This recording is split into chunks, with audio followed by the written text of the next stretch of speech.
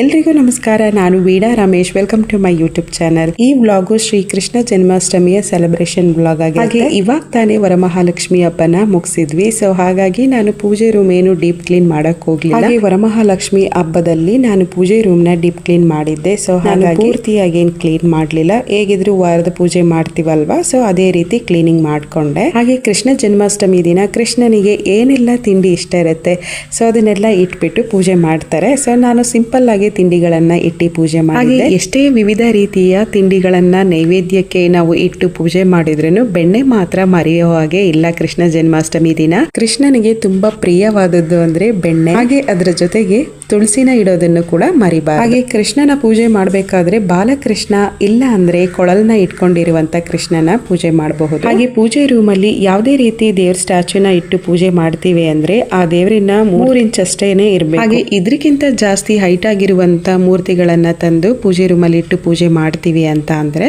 ದಿನನಿತ್ಯ ಅಭಿಷೇಕ ಮಾಡ್ಬೇಕು. ಹಾಗೆ 3 ಇಂಚಿನ ಮೂರ್ತಿಗಳನ್ನ ಹಾಗೆ ಪೂಜೆ ಮಾಡ್ಕೊಬಹುದು. ಹಾಗೆ ನಮ್ಮ ಮನೇಲಿ ಕೊಳಲ್ನ ಇಟ್ಕೊಂಡಿರುವಂತ ಕೃಷ್ಣ ಇದ್ದಾರೆ. ಸೊ ಕೃಷ್ಣನಿಗೆ ಇನ್ನೂ ಒಂದು ವಸ್ತು ತುಂಬಾ ಪ್ರಿಯವಾದದ್ದು ನವಿಲ್ಗರಿ. ಸೊ ಅವ್ರಿಗೆ ಏನೆಲ್ಲ ಪ್ರಿಯವಾದದ್ದು ವಸ್ತುಗಳಿರುತ್ತೆ ಅದನ್ನೆಲ್ಲ ಇಟ್ಟು ಪೂಜೆ ಮಾಡಬಹುದು. ಕೃಷ್ಣ ಅಲಂಕಾರ ಪ್ರಿಯ, ಹಾಗೆ ಭೋಜನ ಪ್ರಿಯ. ಎಷ್ಟು ಚೆನ್ನಾಗಿ ನಾವು ಅಲಂಕಾರ ಮಾಡ್ತೀವೋ ನೋಡಕ್ಕೆ ಅಷ್ಟು ಮುದ್ದಾಗಿ ಸುಂದರವಾಗಿ ಕಾಣಿಸ್ತಾ ಇರ್ತಾರೆ. ಸೊ ನಾನು ತುಪ್ಪದ ದೀಪ ಹಚ್ಚೋಣ ಅಂತ ಹೇಳಿ ದೀಪಕ್ಕೆ ತುಪ್ಪ ಹಾಕ್ತಾ ಇದ್ದೀನಿ. ವಾರದಲ್ಲಿ 1 ಸಲನಾದ್ರೂ ತುಪ್ಪದ ದೀಪನ ಹಚ್ಚಬೇಕು. ಪೂಜೆ ಮಾಡ್ಬೇಕಾದ್ರೆ ತುಂಬಾನೇ ಒಳ್ಳೇದು. ನಾನು ಹೂವೆಲ್ಲ ಅಲಂಕಾರ ಮಾಡಿ ಪೂಜೆಗೆ ಸಿದ್ಧತೆ ಮಾಡ್ಕೊಂಡಿದ್ದೀನಿ. ಹಾಗೆ ನಾನು ಪೂಜೆ ಮಾಡ್ಬೇಕಾದ್ರೆ ಕೃಷ್ಣನಿಗೆ ಬರೀ ಸ್ವೀಟ್ ಐಟಮ್ಸ್ ಇಟ್ಟಿದ್ದೀನಿ. ಖಾರ ಐಟಮ್ಸ್ ಏನು ಇಡ್ಲಿಲ್ಲ. ನಾನು ಸ್ವೀಟ್ಸ್ ಇಟ್ಟಿದ್ದೀನಿ, ಹಾಗೆ ಪಾಯಸ ಇಟ್ಟಿದ್ದೀನಿ, ಮತ್ತೆ ಹಲ್ವಾ ಇಟ್ಟಿದ್ದೀನಿ, ಹಾಗೆ ಬೆಣ್ಣೆ ಇಟ್ಟಿದ್ದೀನಿ, ಹಾಗೆ ಇದ್ರ ಜೊತೆಗೆ ತೀರ್ಥ ಇಟ್ಟಿದ್ದೀನಿ. ಸೊ ನಮ್ಮನೇಲಿ ಮಕ್ಕಳಿಗೆ ತೀರ್ಥ ಕುಡಿಯೋದು ಅಂತ ಅಂದ್ರೆ ಒಂಥರ ವಿಶೇಷ ಆಗಿರ್ಲಿ, ರಿತ್ವಿಕ್ ಆಗಿರ್ಲಿ, ಇಬ್ರು ತುಂಬಾ ಇಷ್ಟಪಟ್ಟು ತೀರ್ಥನ ಕುಡಿತಾರೆ. ದೇವಸ್ಥಾನಗಳಿಗೆ ಹೋಗಿದ್ದಾಗ ತೀರ್ಥ ಕೊಡ್ತಾರಲ್ವಾ, ಅದೇ ಟೇಸ್ಟ್ ಅಲ್ಲಿ ಇರುತ್ತೆ. ಯಾವ ರೀತಿ ಮನೇಲಿ ನಾವು ಅದೇ ಟೇಸ್ಟ್ ಅಲ್ಲಿ ತೀರ್ಥನ ಮಾಡ್ಕೊಬಹುದು ಅಂತ ಮುಂದೆ ಬರುವ ವ್ಲಾಗ್ ಅಲ್ಲಿ ತೋರಿಸ್ತೀನಿ. ಹಾಗೆ ಪೂಜೆಗೆ ಏನೆಲ್ಲ ಬೇಕು ಎಲ್ಲಾನು ತಯಾರಿ ಮಾಡ್ಕೊಂಡಾದ್ಮೇಲೆ ಹೆಜ್ಜೆ ಗುರುತನ್ನ ಹಾಕೋಣ ಅಂತ ಅಕ್ಕಿ ಹಿಟ್ಟನ್ನ ಮಿಕ್ಸ್ ಮಾಡ್ಕೊಂಡು ಹೆಜ್ಜೆ ಗುರುತನ್ನ ಹಾಕ್ತಾ ಇದ್ದೀನಿ. ಈ ರೀತಿ ಗುರುತು ಮನೇಲಿ ಹಾಕೋದ್ರಿಂದ ಬಾಲಕೃಷ್ಣ ಮನೇಲಿ ಓಡಾಡೋ ರೀತಿಯಲ್ಲಿ ಫೀಲ್ ಆಗ್ತದೆ. ಹಾಗಾಗಿ ಒಂದ್ 4 ಹೆಜ್ಜೆ ಗುರುತನ್ನ ಹಾಕಿದ್ದೀನಿ. ನಾನು ಅರಿಶಿಣ ಕುಂಕುಮ ಎರಡನ್ನು ಮಿಕ್ಸ್ ಮಾಡಿ ಅಕ್ಕಿ ಹಿಟ್ಟಲ್ಲಿ ಹಾಕ್ತಿರೋದು. ಹಾಗೆ ಬರೀ ಅಕ್ಕಿ ಹಿಟ್ಟಲ್ಲಿ ವೈಟ್ ಕಲರ್ ಅಲ್ಲೇ ಹಾಕ್ಬೋದಾಗಿ. ನಮ್ಮನೆ ಟೈಲ್ಸ್ ವೈಟ್ ಕಲರ್ ಅಲ್ಲೇ ಇರೋದ್ರಿಂದ ಹೆಜ್ಜೆ ಗುರುತು ಅಷ್ಟು ಚೆನ್ನಾಗಿ ಕಾಣಿಸೋದಿಲ್ಲ. ಹಾಗಾಗಿ ಅರಿಶಿಣ ಕುಂಕುಮ ಮಿಕ್ಸ್ ಮಾಡಿ ಹಾಕಿದ್ದು.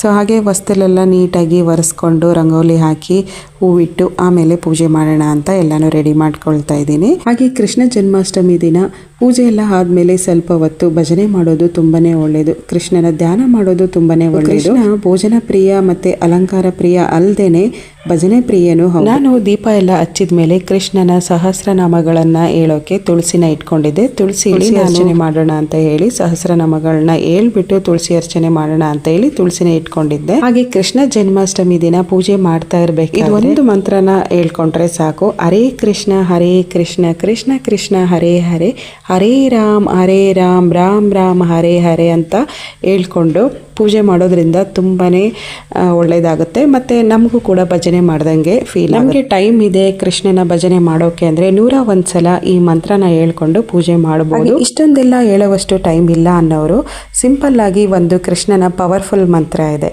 ಶ್ರೀ ಕೃಷ್ಣಾಯ ವಾಸುದೇವಾಯ ಹರೆಯೇ ಪರಮಾತ್ಮನೆ ಪ್ರಣತಃ ಕ್ಲೇಶನಾಶಾಯ ಗೋವಿಂದಾಯ ನಮೋ ನಮಃ ಅಂತ ಮಕ್ಕಳ ಹತ್ರನೂ ಹೇಳಿಸ್ಕೊಂಡು ನೀವು ಕೂಡ ಭಜನೆ ಮಾಡಿಕೊಂಡು ಪೂಜೆನ ಮಾಡಬಹುದು. ದೇವರಿಗೆ ಎಷ್ಟೆಲ್ಲ ಅಲಂಕಾರ ಮಾಡಿದೀವಿ, ಎಷ್ಟೆಲ್ಲ ನೈವೇದ್ಯಕ್ಕೆ ತಿಂಡಿಗಳನ್ನ ಇಟ್ಟು ಪೂಜೆ ಮಾಡ್ತಿದೀವಿ ಅನ್ನೋದು ಮುಖ್ಯವಾಗೋದಿಲ್ಲ. ಸೊ ನಾವು ಎಷ್ಟು ಶ್ರದ್ಧೆ ಭಕ್ತಿಯಿಂದ ಪೂಜೆನ ಮಾಡ್ತಾ ಇದೀವಿ ಅನ್ನೋದು ಮುಖ್ಯವಾಗುತ್ತೆ. ಈ ರೀತಿ ಚಿಕ್ಕ ಪುಟ್ಟ ಶ್ಲೋಕಗಳನ್ನ ಮಕ್ಕಳ ಬಾಯಲ್ಲಿ ದಿನನಿತ್ಯ ಈ ರೀತಿ ಚಿಕ್ಕ ಪುಟ್ಟ ಶ್ಲೋಕಗಳನ್ನು ಮಕ್ಕಳ ಬಾಯಲ್ಲಿ ದಿನ ಹೇಳಿಸ್ತಾ ಇದ್ರೆ ಅವ್ರಿಗೂ ಕೂಡ ಒಳ್ಳೇದು ನಡೆಯುತ್ತೆ, ನಮಗೂ ಮನೆಯಲ್ಲಿ ಒಳ್ಳೇದಾಗ್ತಾ ಇರುತ್ತೆ. ಸೊ ಅದ್ರ ಜೊತೆಗೆ ಮಕ್ಕಳಿಗೆ ಇದೊಂದು ಅಭ್ಯಾಸ ಮಾಡಿಸ್ಬಿಡಿ, ತುಂಬಾನೇ ಒಳ್ಳೆಯದು. ಶ್ರೀರಾಮನ ಹೆಸರಾಗಿರ್ಬೋದು, ಶ್ರೀ ಕೃಷ್ಣನ ಹೆಸರಾಗಿರ್ಬೋದು, 101 ಸಲ ಹೆಸರು ಬರೆಯೋದು, ಇಲ್ಲ ಒಂದು ಪೇಜ್ ಫುಲ್ ನೀನು ಈ ಹೆಸರನ್ನ ಬರೀರಿ ಅಂತ ಹೇಳಿ ಅವ್ರಿಗೆ ರೂಢಿ ಮಾಡಿ ಬಿಟ್ಬಿಡಿ. 1-2 ದಿನ ಬರೆದ್ರೆ ರೂಢಿ ಆದ್ರೆ ಸಾಕು, ಕಂಟಿನ್ಯೂ ಅವರೇ ಮಾಡ್ಕೊಂಡು ಇದರಿಂದ ತುಂಬಾನೇ ಒಳ್ಳೆಯದು. ಈ ವ್ಲಾಗ್ನ ಎಂಡ್ ಮಾಡ್ತಾ ಇದ್ದೀನಿ. ಇದಾಗಿತ್ತು ನಮ್ಮ ಕೃಷ್ಣ ಜನ್ಮಾಷ್ಟಮಿಯ celebration. Thank you for watching and subscribe my channel.